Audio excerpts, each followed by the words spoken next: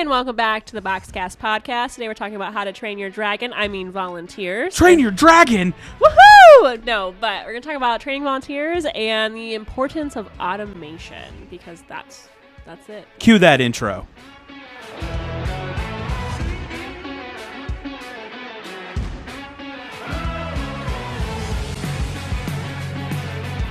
All right. Well, we're so glad you guys are here. We have the Train Your Dragon was just phenomenal. So I guess we do want to talk about how to help train your volunteers to make them the most productive that they can be when it comes to your productions and your live events. Absolutely. The biggest key piece here is making sure you play to their skill level. And by that, obviously, some people are going to have a lot more live streaming background if you've got like a Gary or myself or Josh and Wade, but you also may have someone who's newer to the team and they're like, I want to help, but I don't know how. And it's like, where do we start? What do we do?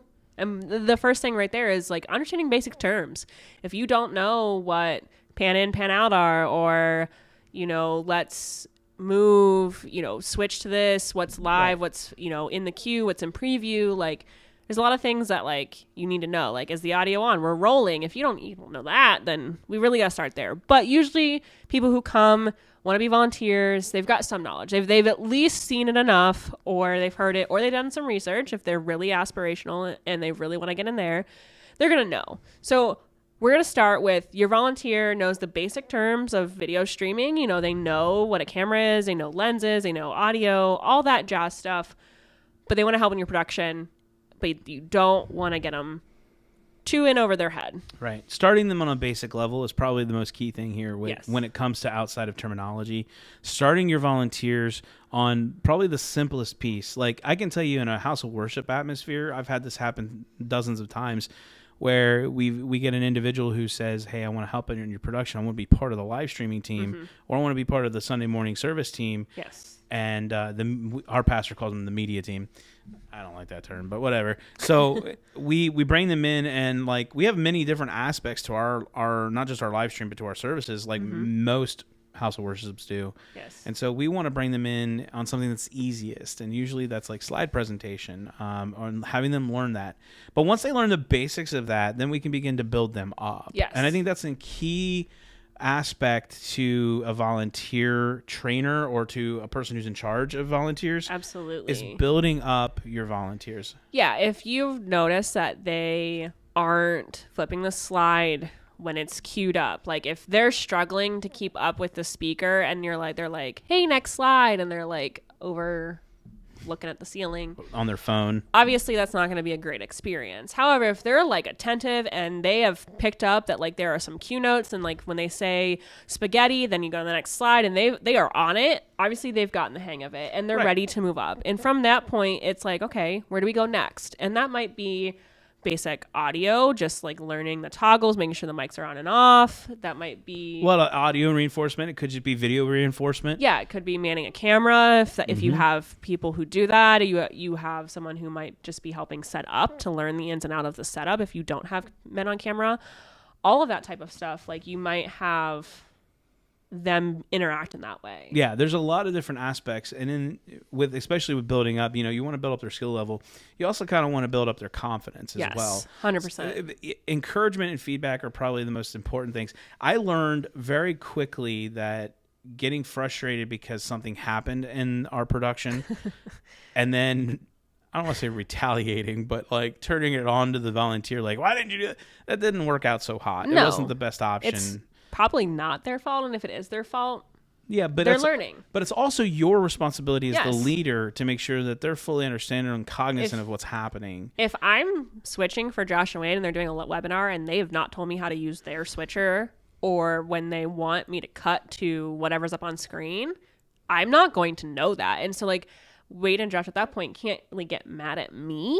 Well, they can, but it's like there was the two-way street of communication of like, I didn't ask and they didn't tell. Right. And you've got to make sure that you cut that completely out when you're training someone, because you want them to feel as confident and as knowledgeable as you are or even at you were at that stage or you are now. Like, I mean, there are still so many things that I learn every day working with Josh, Wade, and Gary and just how to do something better.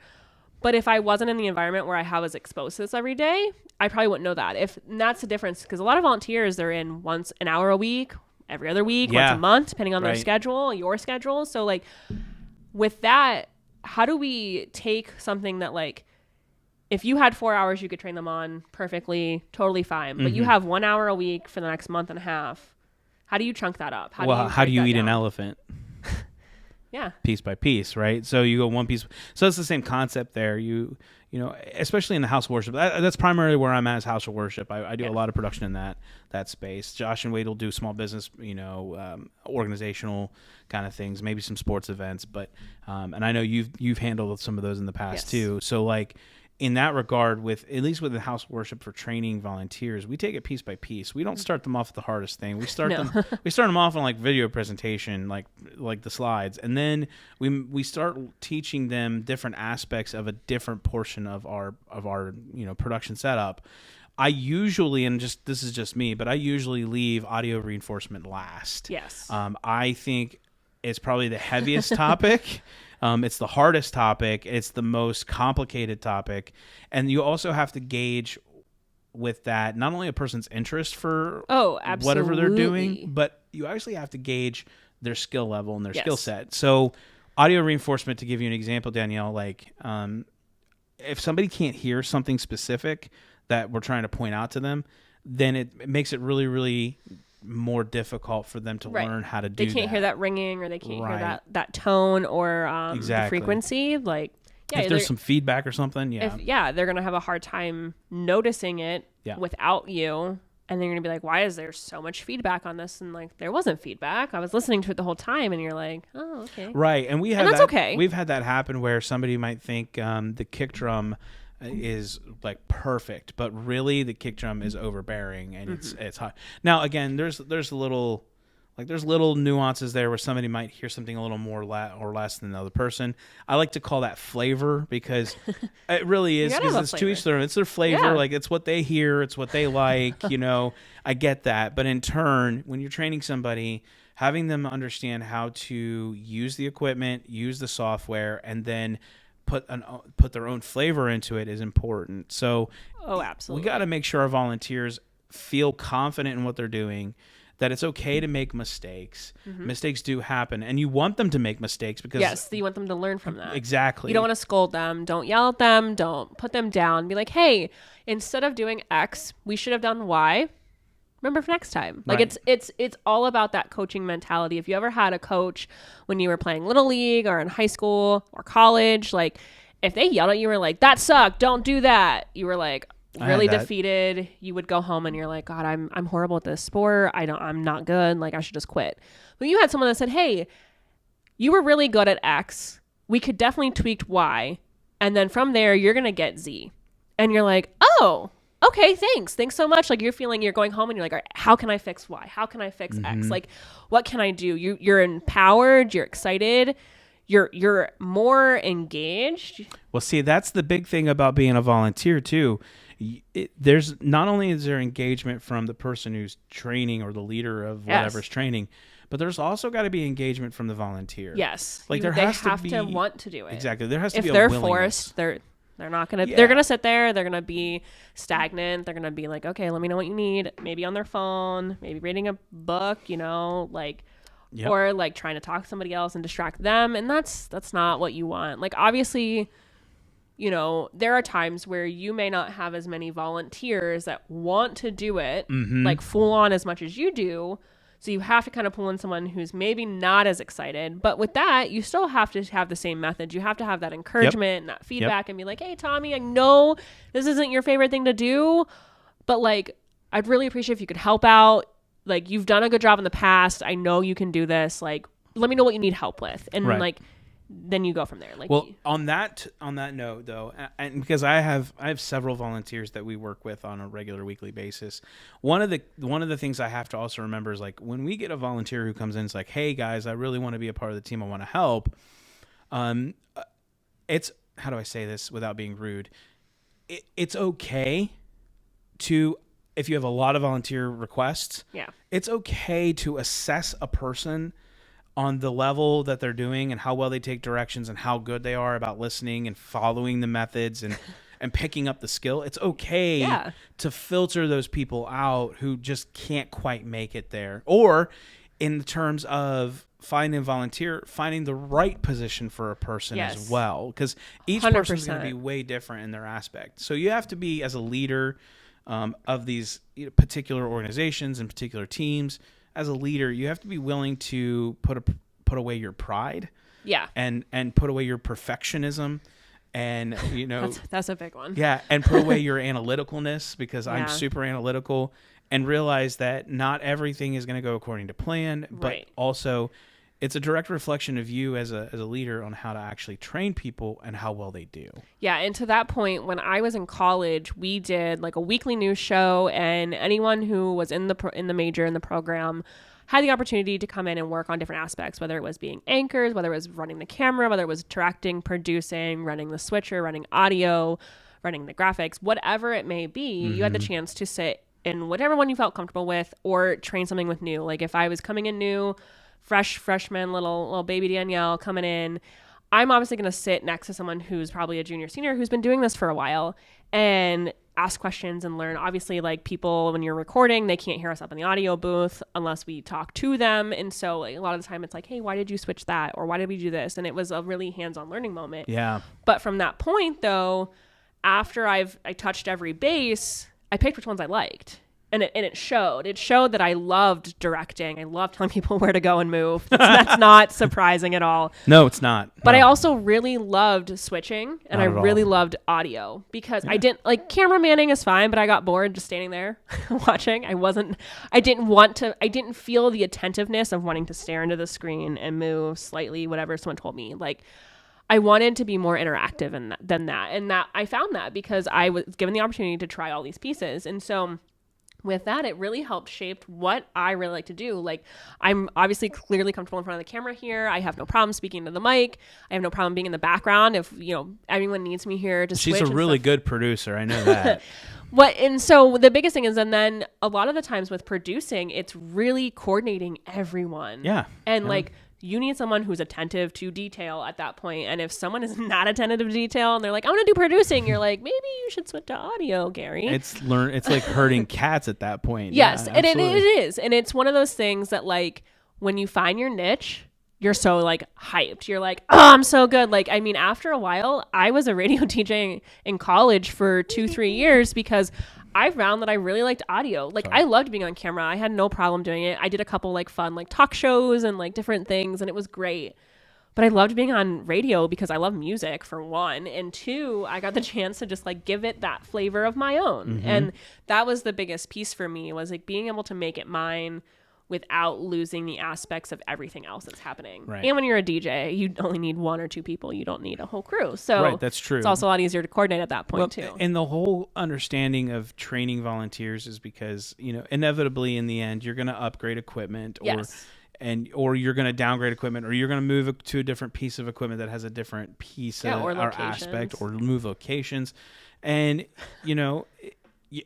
there's no benefit, honestly, in being a sole person. No. But I will say this. If you are the sole person, and I'm talking to you, that leader of that ministry or the leader of that organization, this is your only thing that you do because there's nobody else to do it. There are some things that we can help you with and help you understand that make things a little bit better, and that's called automation. Yes. I love automation. Automation is great. It's not quite as like Judgment Day Terminator. Don't go down like Skynet is turned on and we're all in trouble.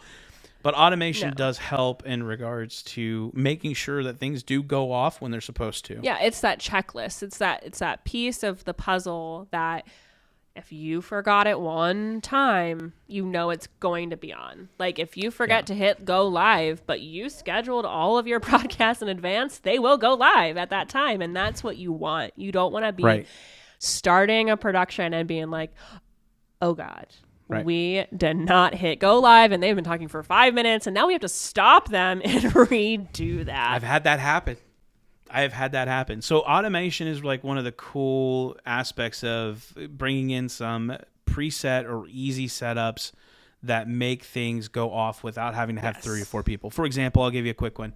Part of automation would be like instead of using traditional cameras, would be using PTZ cameras where the sole operator can be at a controller unit and select the camera they want and move things. Move knobs, hit buttons, done. You know, other automation tools would be like with your live streaming is automatic start and stop. Yes. Now, sorry, shameless plug here, but for BoxCast, that's what our software does. Yeah. Our software and our backend has auto start and stop. Yeah, so we have scheduling, so you can schedule for, I think it's like up to like 70 something streams in advance or something like that.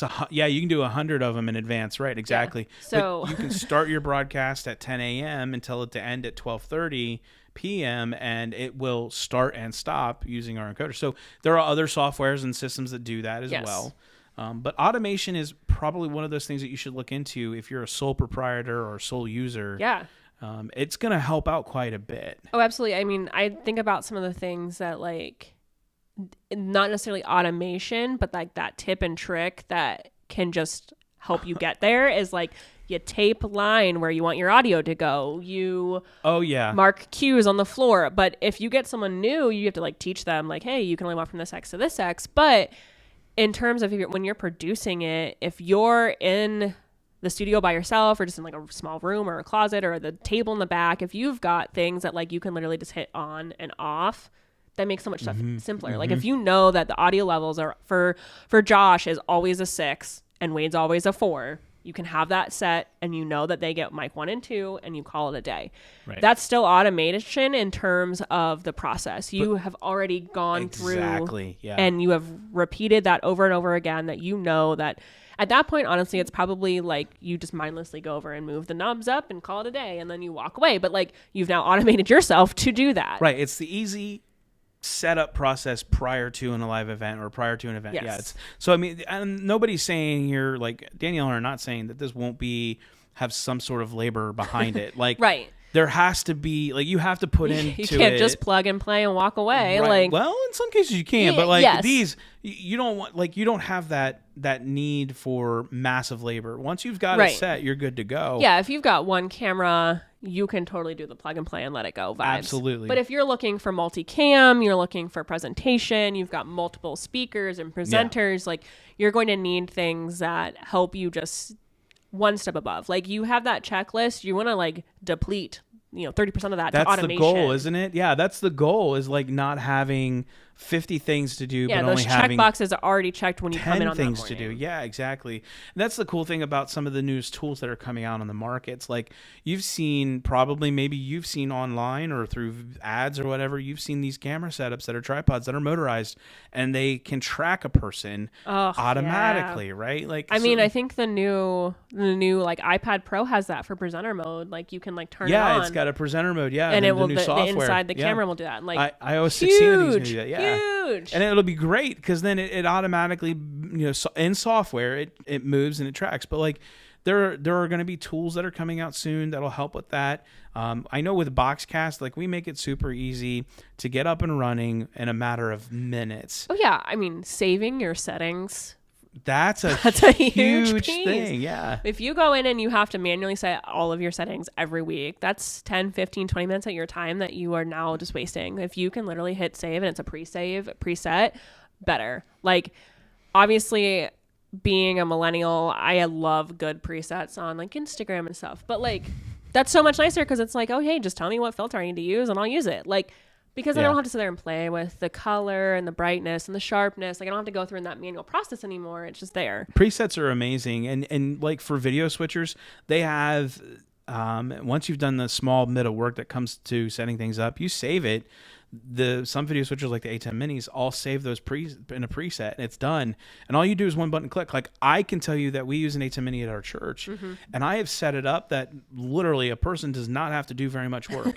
They have all their cameras coming in and all they have to do is hit this button and it's a transition button, or hit, the live now button, and everything fades and moves and cuts or brings in a presentation. So the automation of that's automation. And so all of that is made easier by that pre-work. Yeah, we're not throwing it back. We had to like rewire which camera you want in the preview and live. You literally just hit the button, call it a day. There's one last thing I want to just kind of briefly hit real quick, and that is the fact that you do all of this, right? You start training, you do all of this work, but there's an important piece that I even forget as a leader in our space, is that you got to tell people how all this stuff is connected.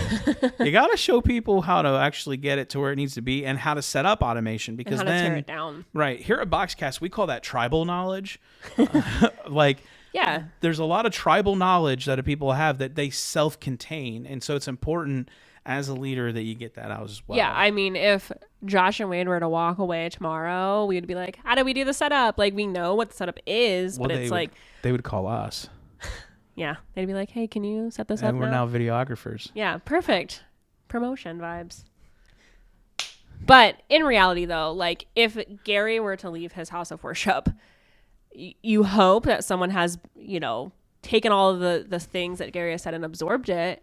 But if they haven't, they're going to be like, Mom, can you pick me up? I'm lost. Like, right. There's a reason that certain things are set up the way they're set up for that reason, right? Yeah, if you go on vacation, you want to be able to have make sure that like Joe can run it. Right, exactly. And like you don't want to be needed as that's funny. A leader. Yep. It's funny you don't want to be needed. You want to be there when someone just needs that guiding voice, that little angel on the shoulder. What you're saying. Yep.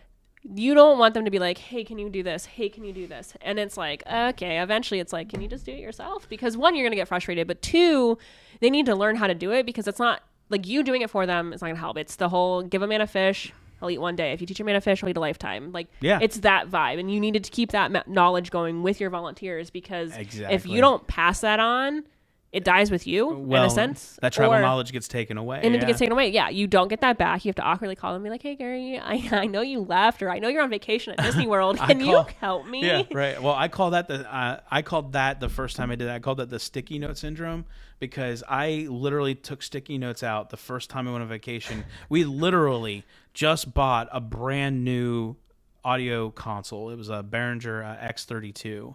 It's a digital console. It's beautiful. I know how to work it extremely well, but I had trained maybe 20% of the console with people, and nobody knew how to operate it. But I took out a ton of sticky notes, and I wrote notes on them, like turn this up, turn this over, turn this on, this button goes here. Tape. Right, exactly. And so that way they had some sort of guide. But and then they were calling me. But this last vacation, kid you not. This last vacation, I think I had 2 sticky notes and a piece of paper. And on that piece of paper, it said, do not call Gary. Yes. Because my volunteers have now gotten to a point where they're like, okay, we've done this enough. Someone has to have that. We got it. Someone is like that. You got to have that like right-hand man in command. Like you got to have that. You have to have someone that like, if you're not present, who can they go to? I mean, think about like just everything at work. Like obviously, like if Josh and Wade aren't available, I'm going to come to Gary. Or if Gary's not available, I'm going to come to somebody else. Like if someone needs something from me for digital marketing and I'm not available, they're going to go to like my manager or somebody else. Like there are people who also know these things, but they may not know them to the extreme, but they're at least going to be like, oh, I can guide you to this part, or you can be like, hey, watch this YouTube video. Like it's that simple at this point. And like, what's nice is like, training can come in all sorts of ways. It can be very hands-on. It could be like, here's some paper, here's what you need to know. And then there could be like, hey, I've recorded some of these videos, watch these. Absolutely. Like we've done a lot of that, is like, if someone's not available to talk in person or do that hands-on, it's like, hey, here's a video recording of me showing you how to do this. Absolutely. I love those, because I can go back and rewatch it 6 times. If I don't get a certain part, I can be like, okay, I need to go back to this 2 minutes and 48 seconds because I still don't know what you're saying. And it's like, eventually it's like, oh, it's clicked. But that's a huge win for me. There's a lot of different ways to do it. Yeah, and it's your preference on how you like to teach, but it's also how they like to learn. I'm a very hands-on person, so if you're like, hey, Danielle, go set up the podcast stuff, I'd be like, all right, show me once. Got it. If you're like, here's a piece of paper with directions, I can figure it out. I can build my IKEA furniture, no problem. But there might be a few, like, great. What the heck is this? Why isn't this working? What do I do? What's the moments. Screw for? Yeah, like I'm done and I'm like, I have 14 extra screws and a bolt. What do I do? Right. Like, this doesn't make any sense. And glue and duct tape worked well. Well, and I like the way you said that. So I think there's a couple of things that I'll do here. One, I'm going to leave you with like 2 or 3 tools that I've used to help train. Okay. First and foremost, my team and I usually try our very best to use some sort of communication tool. We've tried to use Slack on a few bases. It's free. You can use it. especially if you're across ways or iMessage or some sort of like group texting. Another tool that I would recommend highly is using some sort of video training aspect. Yes. So if there's something that you're using, maybe it's a worship thing or a video thing, and you've seen the training things that company provides, great assets and tutorials are fantastic. And then we've always done one other little thing is we always hold at least once or twice a year, we hold a training session together. So we bring everybody together, we have a topic of what we're going to cover, and then we talk about it and go through it, and we do mock things. So I highly recommend that. Now, shameless plug here as we begin to bring everything down for a closing. BoxCast has actually just released a new thing called the BoxCast Academy, which is an important piece of training material that we're developing for you, the user. Yes. We really want you to become great broadcasters. And so we are working extremely hard to produce a ton of content that is focused around things like production, live streaming, tools, and tips. Yeah. I mean, even how to use the BoxCasters, how to use our dashboard, those things that are key is like, I may not have 15 minutes to show Gary how to run through the dashboard, but we've got a 4-minute video that can walk you through it just fine. Right, and like, absolutely. that's a key thing. You save time. You might be like, hey, watch this video in advance to coming to this training. So you have some tribal knowledge to start getting in there. And then when you're in, I'll show you the nitty gritty and the tips and tricks. And if you go to boxcast.com and you click on learning, we love to teach people how to do things. We have a ton of resources available out there, blog posts, our tech tips videos with Josh and Wade, the BoxCast Academy, any kind of support articles. And this podcast. Yeah. And we cover a wide range of things, but not only that, we don't just focus on BoxCast alone. No. We do want to help you make you a better and great broadcaster. So please go check that out, academy.boxcast.com if you're looking to start that today. Yes. And with that note, we hope that you take all of your training as that coaching perspective style and you don't ruin anyone's day by yelling at them. And we hope you have happy streaming. And thanks for watching.